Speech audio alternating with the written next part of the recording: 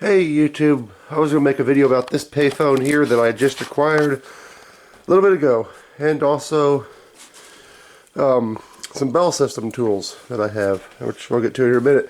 This is an automatic electric or GTE style payphone. You can see this one has the Alltel branding, so you may be familiar with Alltel from the cell phone scene whenever they used to be a cell phone provider. I think Verizon bought them out, or maybe it was either Sprint or Verizon that bought them out. But they had the Alltel Chad guy on there that did their things. This one's hooked up. I was going to show inside of it, and I don't know how I'm going to do this one-handed because this thing is very heavy. So I got to unplug the. Got it. Okay, we're going to take this over here and set it on the workbench. We'll get back to this part. There's really not a whole lot in there.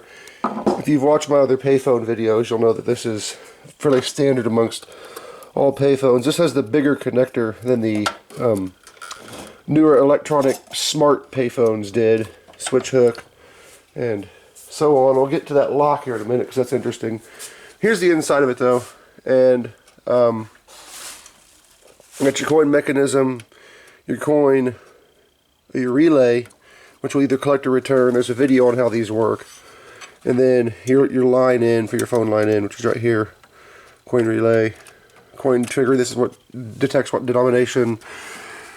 And then these little jumpers, you really can't see it very well, but it's on the third jumper from the left is where those need to be. And then these switches would have determined the cost of the call. So it's set for 20 cents right now, because that's what's on the front of the phone. So that really doesn't matter if it's hooked to a home phone line. You can switch it to whatever, it really doesn't care. But I got this, and the bottom lock, which is out now, wasn't in it, or was in it, but there was a key broken off in it. And when I got it at the flea market, here's the lock. I was hoping that it was the right key. I got it home because these are Medico locks, which are really hard to pick. The pins have to be rotated and lifted. Rotated and turned, rather. So the key was broken off in there, and it was the correct key, so I was able to unlock that lock. The only lock I did not have a key for was the side lock, which has obviously since been replaced. And what was interesting about the side lock is I was able to drill it out, which the Medico locks have hardened pins in there to keep you from doing that.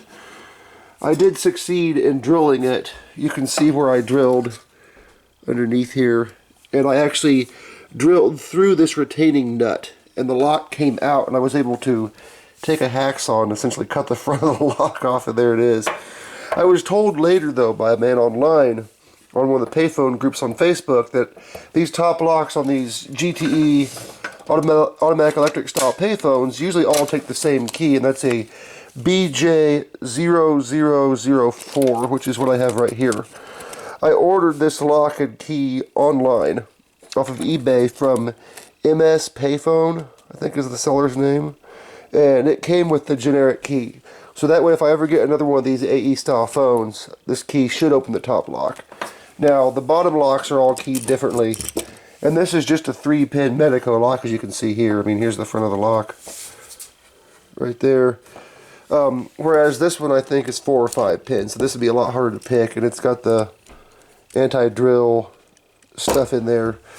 There is a way to do it with a die grinder and what's known as a ball mill to get that, to cam that lock out. But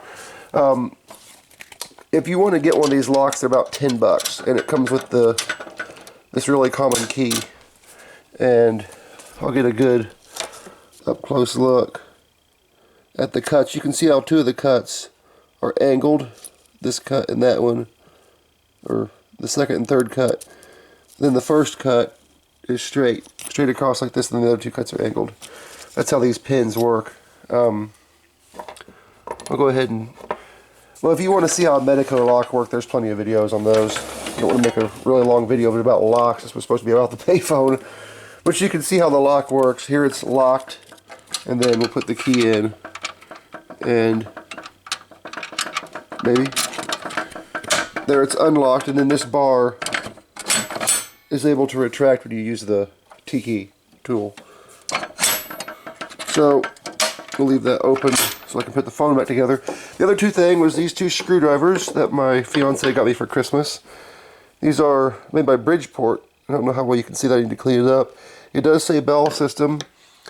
One of them, I believe, it's the date code on there of 1948.